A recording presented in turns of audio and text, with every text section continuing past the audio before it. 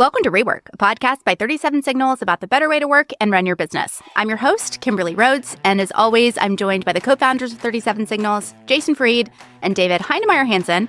And before we get started, I do have a bit of a disclaimer. The REWORK podcast has always had an explicit rating, but this episode in particular, you might not want to listen to with children in the car. So if you've gotten past all of that, welcome back. We are talking about a new feature that the 37 Signals team recently built into their email product, Hey. We're calling it the Fuck No feature. And Jason, I'm going to have you tell us a little bit about the feature that they built, but then I kind of want to go into some of the things that I personally learned from this very quick experience of building this feature. So why don't you take it away? Sure. So, Hey, our email system has a feature called the screener, and the screener has a thumbs up or a thumbs down, a yes or a no. And the first time somebody emails you, you can say, yes, I want to hear from them, or no, I never want to hear from them again. Click no, you'll never get an email from them again. They don't hear anything back. It doesn't say like this person screened you out. They just don't know, and you're protected from their emails. We had this idea basically to go beyond, go above and beyond the standard no. When you really are just annoyed by somebody sending you an email, or you find yourself, you've already rejected this person at another address and they're emailing you from a different address or whatever it is, and you just want to say something. This is a personal moment of cathartic expression. And you just want to say, not no, but fuck no. And so we had this idea to basically, if you hold down Shift F, I think it is, on your keyboard when you're looking at the screener, the thumbs down no icon changes to a middle finger flipping the bird fuck no icon. And it's the same feature. It doesn't do anything differently. It just gives you a real warm, fuzzy feeling. And we built it like in a few hours. It was one of these things. It's like, it's not necessary, whatever, it's no big deal. But it also represents to me a couple things. Like it's fun to work this way and to make independent decisions like this and not feel like we are going to get in trouble if we do something like this.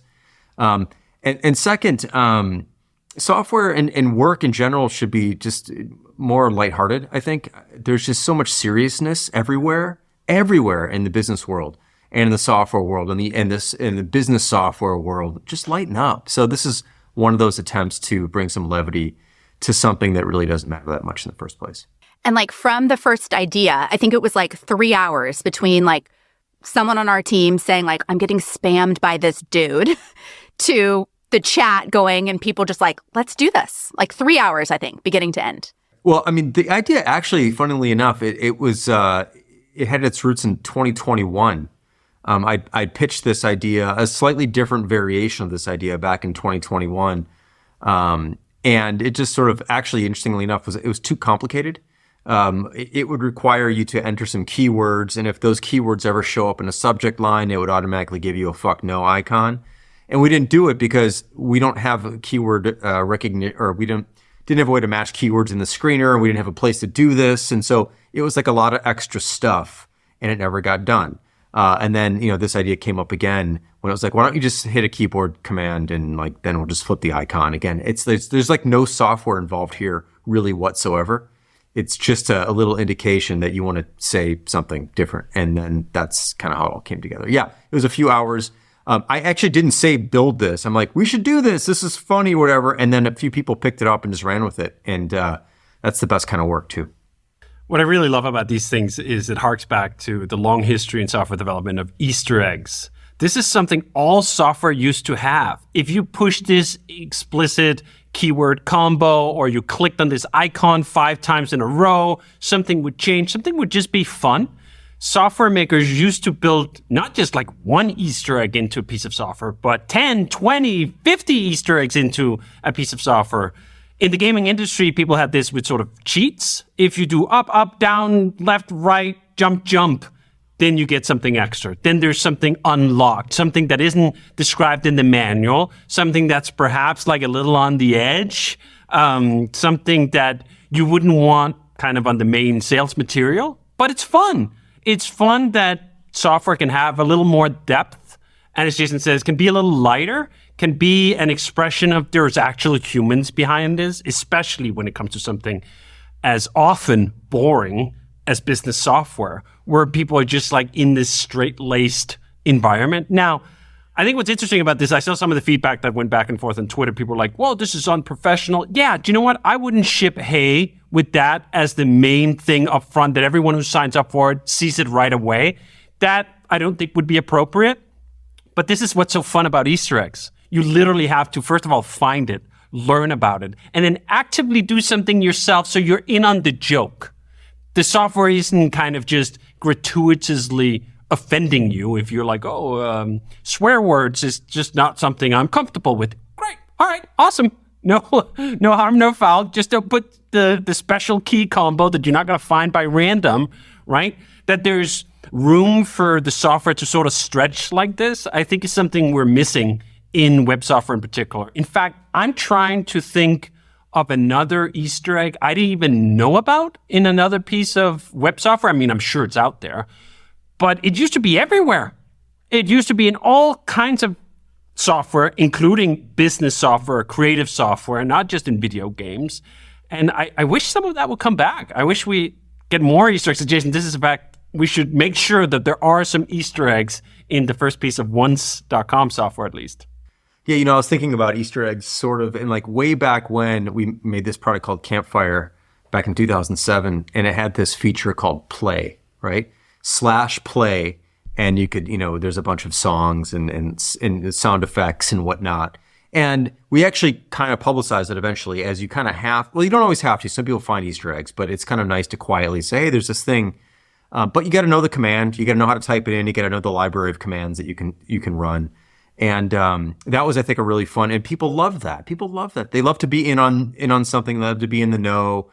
And it's all personality. It didn't need to exist. It's not critical or central to the product at all in any way, but it's really fun. And then people would recommend songs or sound effects occasionally. We would just add them here and there. We wouldn't add all of them, but we'd add a few. And some of them were really timely. One of the best ones is /play live, which was what Bill O'Reilly screaming like, fuck it, I'll do it live, or whatever it was. It was like this famous, thing. And it's like so perfect. And we used it all the time when we were going to make an edit in our products. We're like, should we do it? And someone's just like, fuck it, play live. And they just did it. And it was great. So that kind of stuff's really fun. And software should be more fun. /play Bueller is one of my favorites. That's a good one too. That's still in the Campfire. Okay, so let me ask you this, because David, you mentioned that there's been some pushback on Twitter. I haven't seen that. But did you guys ever think in advance, like maybe we shouldn't do this, like questionable, or is it like, you know what, we want to do it. It sounds fun. Did you ever worry about any of that pushback that might come?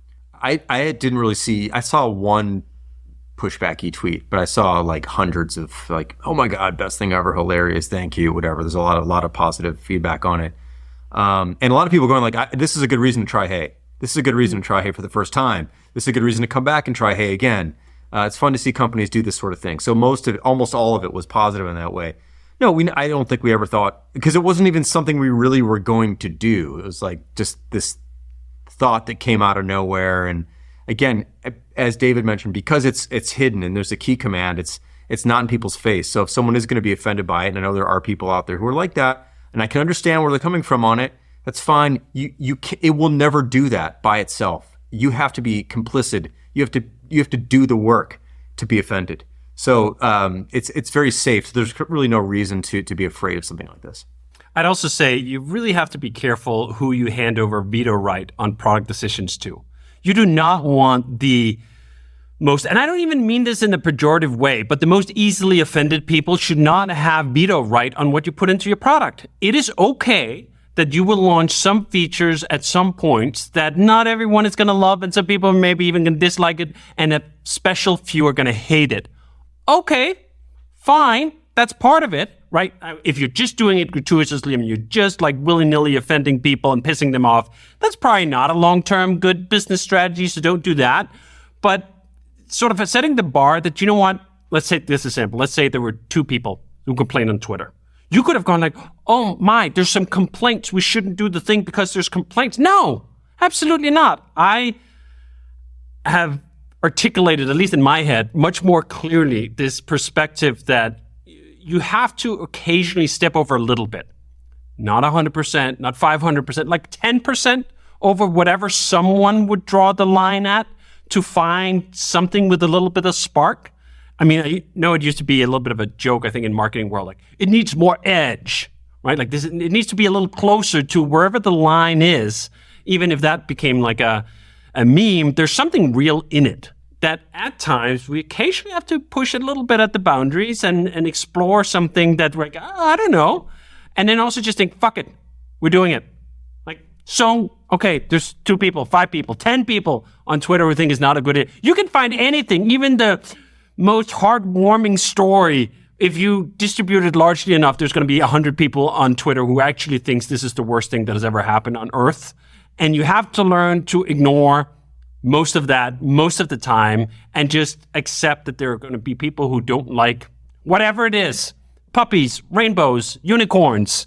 All right, like you once had a scary dream with a unicorn and a clown. Get it? Like that's just your issue, right? Like you are totally in your right to opt out of unicorns and rainbows and whatever. It doesn't mean the rest of us can't enjoy it.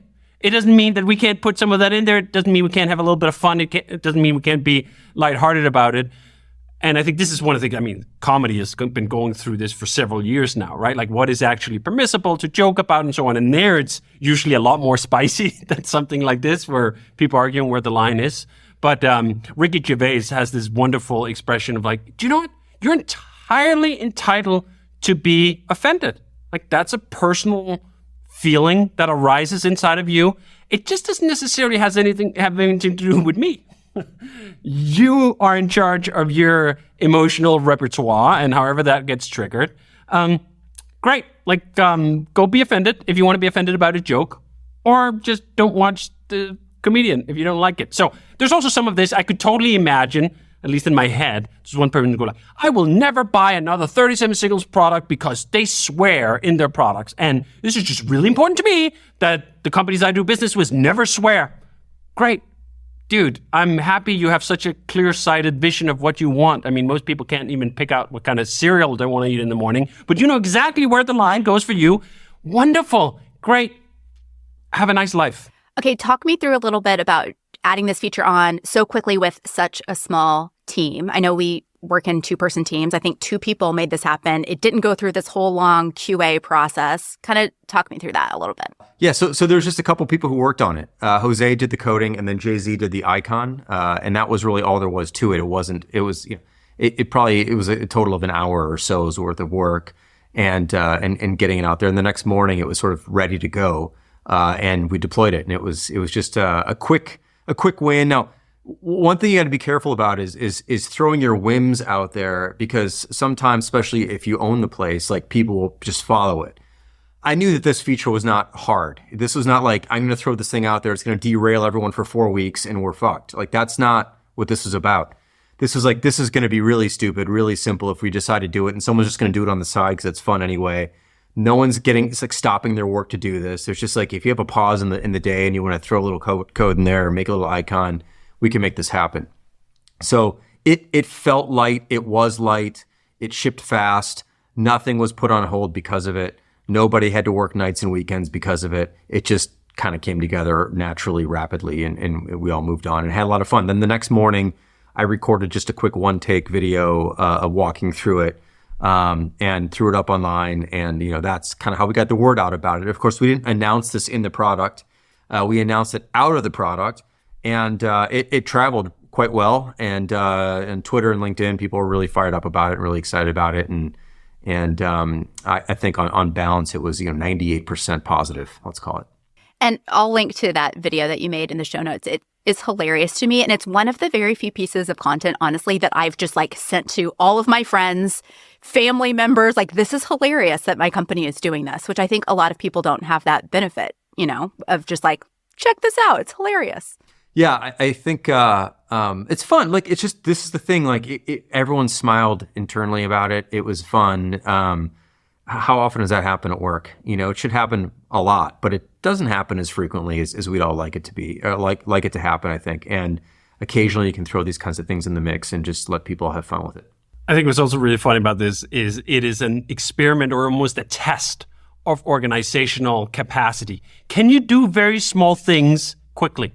There are a lot of companies that have rigorous procedures on how you update the main application that prevents something like this from ever happening, because it simply does not allow someone to invest an hour into making a change out of schedule, out of the backlog, out of the roadmap, out of the planning, out of the QA process, out of the rollout process, about 1 trillion processes you can imagine that exist in a bunch of organizations that prevent something small from ever coming to fruition.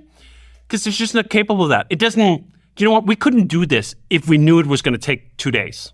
If we knew it was going to roll through all the processes, if we knew it had to wait in the QA queue until someone was ready to really give it the once over of whether it's also fully correct. So what if it didn't work? This is part of it, right? Someone programs it up. It's hidden already. You got to push it out. Okay, if it takes all the whole site, like that's a problem. But it doesn't. You have to be proportionate to the changes that you're making in your process. So I love us doing these things occasionally. Like, how quickly can we push a change that actually is a real change, even if it's mostly just fun? Can that be done in an hour? And I do feel like there have been occasions in our history where I feel like, have we lost some of that? Have our processes become too rigid to allow something simple, low risk to be able to ship very quickly? What can we do in 2 hours that actually makes it into the product? I think is a really useful exercise to go through as an organization. Are you able to do small things? If not, what's holding that back? What is the rigor in your processes that should lax off a bit? If you can only do big things, I think you really narrow the scope of what you can work on, and whether you can have this kind of fun, and whether you can delight random people who just get a video sent by you, Kimberly, on like, hey, look at the crazy thing my company is doing. Like, that stuff needs an environment to be able to exist in. And I think constantly probing your organization, are we capable of something with this levity, is important. I love that. Well, you can check out the Fuck No feature on Hey. You can sign up at hey.com and check that out for yourself, one of our fun features in that product. Rework is a production of 37 Signals. You can find show notes and transcripts on our website at 37signals.com/podcast. Full video episodes are available on YouTube and Twitter. And if you have a question for Jason or David about a better way to work and run your business, send us an email to rework@37signals.com, or you can leave us a voicemail or text to 708-628-7850, and we just might answer it on an upcoming show.